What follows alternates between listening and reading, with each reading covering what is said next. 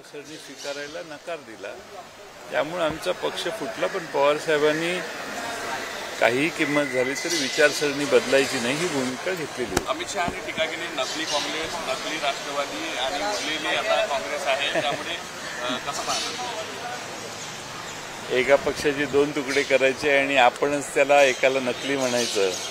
ज्यांनी फोडाफोडी केली त्यांनीच त्यात कोण नकली आणि कोण असली. खरं भारतीय जनतेला ठरवू दे, महाराष्ट्राच्या जनतेला ठरवू दे कोण असली आणि कोण नकली आहे. महाराष्ट्रातील जनतेने याचा निकाल घेतलेला आहे. तो मताच्या पेटीत आपल्या सर्वांच्या समोर येईल. अजित पवार म्हणले की बारामतीमधनं पवारांनाच निवडून द्यामध्ये कुठेतरी शरद पवारांचा वारस म्हणून ते स्वतःना प्रेझेंट करण्याचा प्रयत्न करतात. नवीन काही प्रश्न आहेत का तुम्हाला विचारायचे? टीका केली अमोल कोल्हे कायम घोड्यावरच असतात. सुजय विखेंनी टीका केली अमोल कोल्हे कायम घोड्यावरच असतात. बैलगाडीच्या शर्यती ते घोड्यावरच पाहायला लागले. हो, ती बैलगाडीची शर्यत, गाडा शर्यत त्यांनी पुन्हा सुरू करण्यासाठी लोकसभेत चांगली कामगिरी केली आणि त्यांनी वचन दिलेलं की जेव्हा बैलगाड्यांची शर्यत सुरू होईल त्यावेळी मी पहिल्यांदा घोडी हे आणि ती पद्धत आहे. बैलगाडी शर्यती चालू करताना सुरुवातीला घोडीवर पुढं त्याचं सुरुवात करून देणे. त्यामुळं सुजय विखेंना ती पद्धत माहीत नसेल.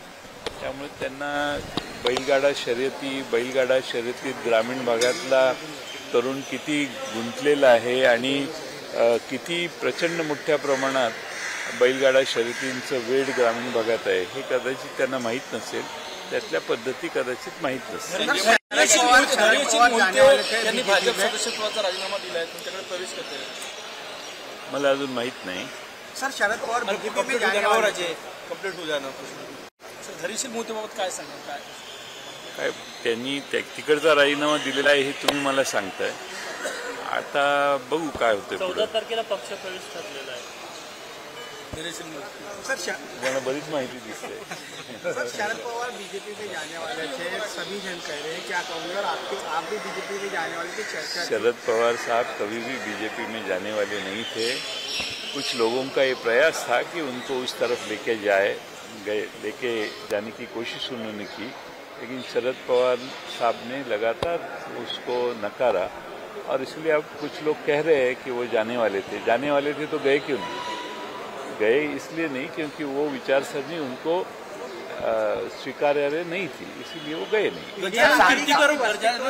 म्हटले की इंडिया आघाड़ी का अभी कोई भी अस्तित्व नहीं दिख रहा है, ऐसा बीजेपी को कह रही है. आपको क्या लगता है? आप बताइए क्या आपका अनुभव आपको बताता होगा. पूरे भारतवर्ष में इंडिया आघाड़ी के लोग बहुत अच्छी तरह से परफॉर्म कर रहे हैं और पूरे देश में जो भी पिछले कुछ दिनों में समस्या निर्माण हुई है, महंगाई की समस्या है, बेकारी की समस्या है, हर समस्याओं का हल इंडिया आघाड़ी ने उनके मैनिफेस्टो में या उनके जो घटक पार्टी है उन्होंने लोगों के सामने रखने की कोशिश की है. लोगों का बहुत बड़ा पाठिंबा सपोर्ट इंडिया आघाड़ी के लोगों को मिल रहा है. सांगलीची जागा शिवसेनेनं हट्टानं मागून घेतली. बारामती की सीट 100% सुप्रिया सुले चुन के आई. सर, सांगलीची जागा शिवसेनेनं हट्टानं मागून घेतलेली आहे. महाविकास आघाडी सांगलीची जागा जी आहे ती हट्टानं मागून घेतलेली आहे. आता टीका करणारच ना ते. आणि सुजय विखेंनी निलेश लंकेंना आमच्या पक्षात आणून उमेदवारी देण्यात पुढाकार,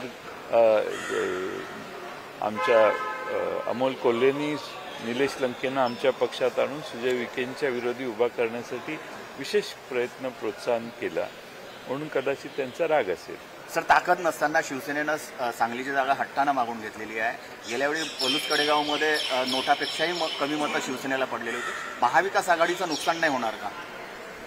आता जागा वाटप झालेलं आहे, त्याच्यावर पडदा पडलेला आहे.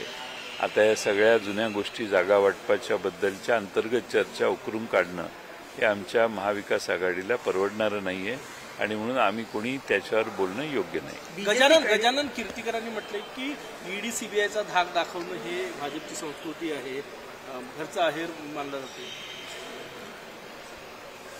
हा गजानन कीर्तिकरांचा जे बोल आहेत ते मला वाटतं की सर्व एकनाथ शिंदे पक्ष जो आहे शिवसेनेचा त्यांचा ग्रुप यांना कशाचा धाक दाखवला आहे त्याचा अनुभव गजानन कीर्तीकरांनी सांगितला. गजानन कीर्तीकरांचे म्हणणं फार महत्त्वाचं आहे असं मला वाटतं. त्यांनी या महाराष्ट्रात पक्ष फोडण्याचं काम कसं झालं हे त्यांच्या शब्दात सांगितलेलं आहे आणि महाराष्ट्रातल्या जनतेनं गजानन कीर्तीकरांचं वक्तव्य गांभीर्यानं घ्यावं अशी आमचं जनतेला आव्हान आहे. बीजेपी कह रही है 45 पार कह रही है महाराष्ट्र में, क्या अब उनसे पूछ लीजिए कि कौन से 3 जगह छूट रही है, उसके ऊपर हम समाधान मान वर्धेत लेंगे. काय चित्र राहील? वर्धेत काय चित्र राहील? वर्ध्यात चित्र 100% अमर काळे विजयी होतील. फार चांगला पाठिंबा त्यांना मिळतोय. आज मी दिवसभर तिथं आहे. मला खात्री आहे की अमर काळेंच्या अर्ज भरताना पासूनचा प्रचंड उत्साह त्या भागात वर्धा जिल्ह्यातल्या जनतेचा, अमरावती जिल्ह्यातले जे तालुके आहेत त्यांचा फार प्रचंड असा प्रतिसाद त्यांना मिळतोय. त्यांचा विजय याची खात्री आम्हाला आहे. राज ठाकरे आणि नरेंद्र मोदी 17 मेला मुंबईत एकत्र सभा घेण्याची शक्यता आहे अशी शक्यता आहे.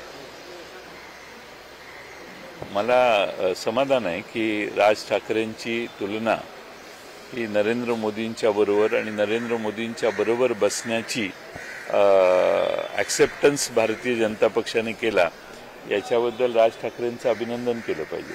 अजित पवारांनी असं म्हटलेलं आहे की फक्त भाषण करून पोट भरत नाही तर 10 वर्षात किती कामं झाले असा टोला त्यांनी सुद्धा सुरू केला.